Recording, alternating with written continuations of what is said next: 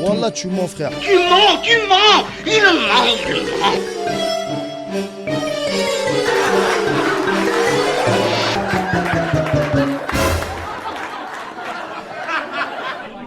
Bonjour la classe, comment est-ce que vous allez? Très bien, j'espère.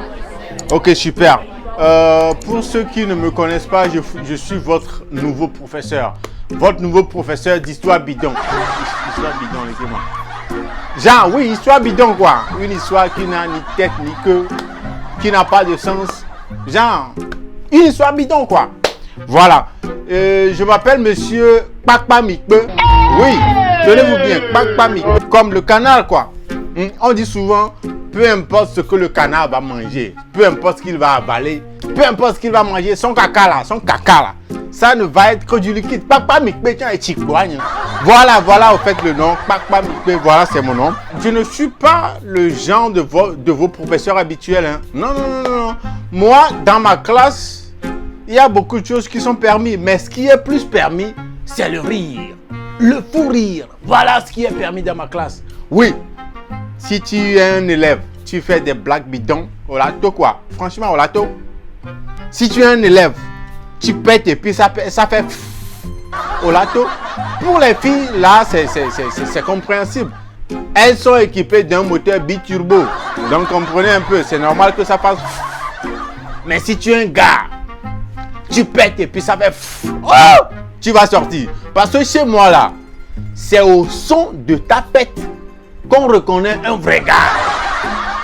Je répète, c'est au son de ta pète qu'on reconnaît un vrai homme, un vrai gars. Donc chez moi, les gars qui pètent et puis ça fait allez, vous sortez. Retenez bien ceci et surtout, tout ce que je vais répéter, tout ce que je vais vous raconter dans cette classe, dans cette salle, tout ce que je vais vous raconter là, s'il vous plaît, que ça reste dans cette classe, dans vos têtes et dans vos cœurs. Ne racontez pas ça ailleurs. Si vous prenez le vilain plaisir de raconter tout ce que je vous raconte ici ailleurs, je ne suis responsable de près ni de loin de ce qui va en découler, des retombées, des conséquences. Je ne suis responsable de près ni de loin. Donc, s'il vous plaît, de grâce, tout ce que je vais vous raconter ici là, que ça reste dans cette classe, dans vos têtes et dans vos cœurs. Point final. Sinon là, si vous racontez ça quelque part là, ça fait votre problème. Ça fait votre problème. Wallah, tu mens, frère. Tu mens, il ment.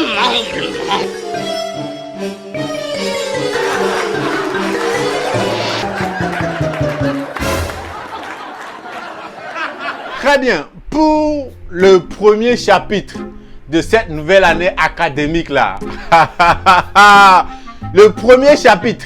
Voilà, je vais vous raconter l'histoire, l'origine du mot Amérique.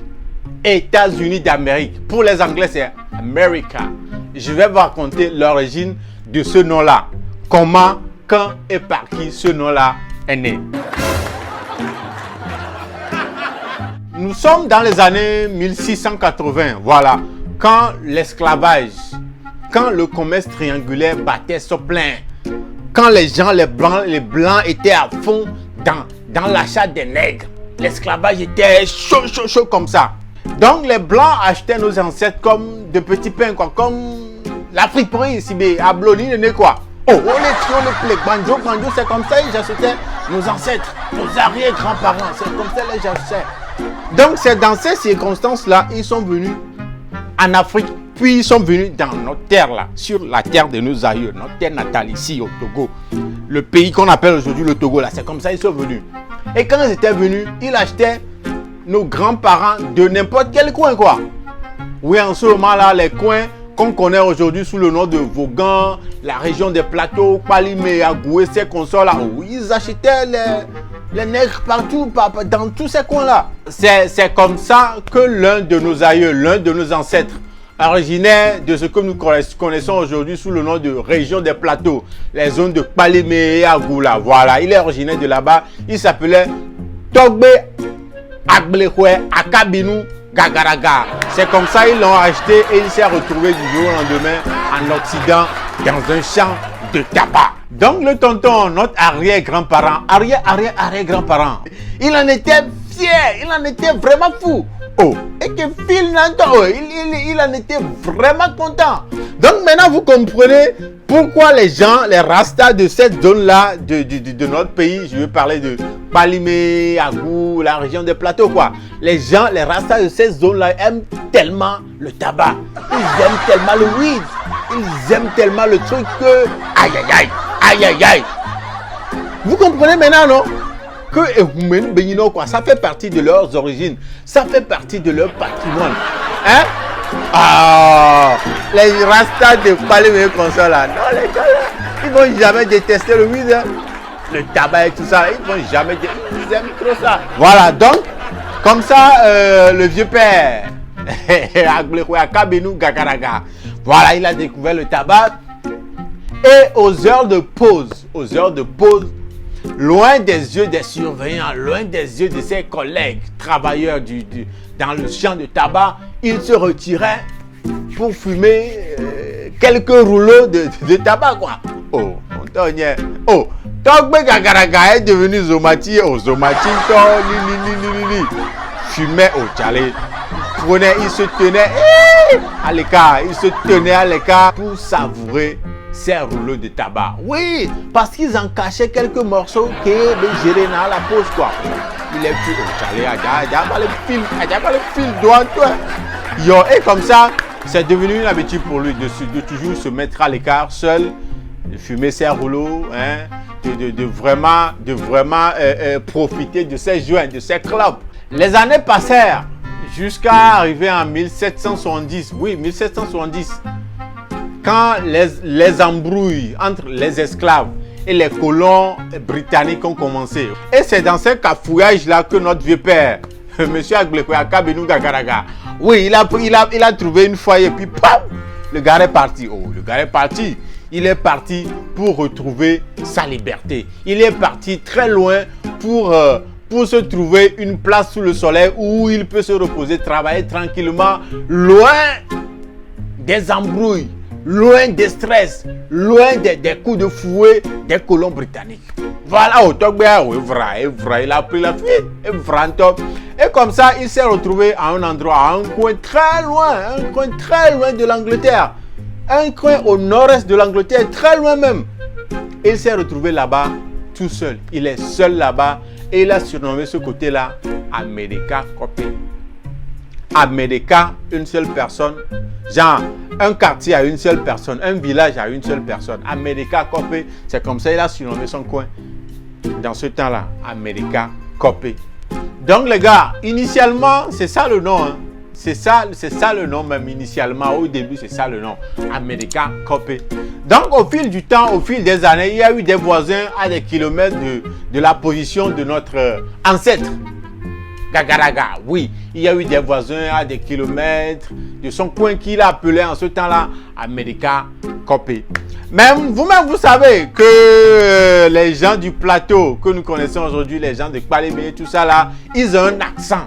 Ils ont un accent propre à eux. Par exemple, chez eux, le D devient R. Comme par exemple, si on dit Mbede, alors Mbenade, chez eux, ça devient Mbere. Mbere. Quand on dit Egbingoro, chez nous, à la normale, quoi, Egbingoro. Chez eux, ça devient Egbingoro. Egbingoro. Si on dit chez nous, à la normale, Akbareka, pour eux, ça devient Akbareka. Vous comprenez un peu, non? Donc, avec cet accent-là, quand on lui demandait comment est-ce qu'il appelle son coin, il dit toujours America Copy. Au lieu de America Copy, à cause de l'accent qu'il a, il dit America Copy. Donc, America Copy, avec le temps, est devenu America. Pour couper court, quoi. Une version courte de America Copy qu'il appelait America Copy avec la présence de l'accent. Donc America Copy est devenu America. Donc c'est comme ça avec le temps qui passe, America Copy de notre grand-père Agblekoué Akabinou Gagaraga est devenu avec son accent America Copy et puis America et avec l'apparition de l'accent anglais, est devenu aujourd'hui America. America. America. America. America. Et avec les voisins, ces voisins d'antan, dont les coins sont devenus des États aussi, ils ont formé aujourd'hui ce que nous savons tous, les États-Unis d'Amérique. Les États-Unis d'Amérique. Chez les Anglais, ils disent The United States of America. Oh, laissez affaire de Christophe Colomb, c'est 1492 qu'il a découvert l'Amérique. Oh, tu allais pas de vieux. Lui, c'était un petit, à ce temps-là, oh, c'était un petit, un jeune. Oh, franchement, c'était un jeune. Lui, c'est un chasseur de souris. Tellement le gars était fan de la viande de souris, surtout les testicules. Il filme quoi? Bon. Grave, il filme grave à tel point que les Français le surnommaient Mister Souris. Mister Souris parce qu'il était fan, il était fou de la viande de souris, surtout ses testicules. Oui. Et c'est au cours de l'une de ces chasses qu'il s'est retrouvé nez à nez avec le vieux père. Kabinou Gagaraga. Oui. Le vieux père était installé depuis dans son America Copé. America Copé, oui. Depuis, oh, et les Nyafié bébé que et puis il est venu répandre la rumeur comme quoi c'est lui qui a découvert l'Amérique en 1498. T'as dit c'est un petit lui. C'est un petit. Oh, les Français l'appelaient Mister Souris à tel point que le nom sobriquet là, le pseudo là est resté, a pris le dessus sur son nom même. Christophe là, on l'appelait plus Christophe. Mister Souris est resté jusqu'à son coin qui était le coin à lui en ce temps-là est devenu aujourd'hui un État. Un État. L'État de Mister Souris. L'État de Missouri. Ouais, un peu non? Missouri. Donc on voit un peu, Missouri vient de Mister Souris. Il sait combien alors? Voilà, c'est ça. C'est ça, sinon lui c'est un petit, il n'a pas découvert l'Amérique, c'est le vieux père. Maintenant que vous avez écouté l'histoire, vous connaissez maintenant l'origine des noms. Vous connaissez maintenant. Et je vous dis que à la fin de cette année, vous allez comprendre, vous allez connaître beaucoup de choses. Je vais vous dire des trucs. Moi, j'ai les rouleaux. C'est nous qui détenons les rouleaux originaux des vraies histoires du monde. Les rouleaux originaux des vraies histoires. Donc tenez-vous bien, ne vous inquiétez pas. Ma pion minois de Dieu m'étonne. Donc voilà, nous venons de finir le premier chapitre de cette nouvelle année académique qui concernait l'origine, l'histoire derrière le nom America, qui initialement était, mais quel est le mot? Qui venait du grand-père Agblefoué. Initialement, il appelait America Copé, America, et avec son accent, c'est devenu America, puis America. Vous comprenez, non? Voilà. Mais non, t'as beaucoup parlé. Une bonne soirée. Une interrogation. Zéro, mon ami. Je donne zéro. Donc, les gars, c'est ça.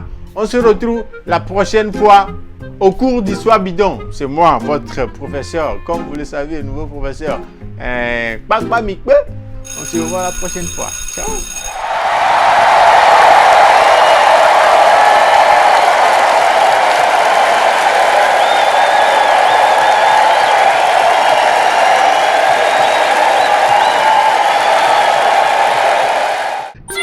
Wallah, tu mens, frère. Tu mens, il ment.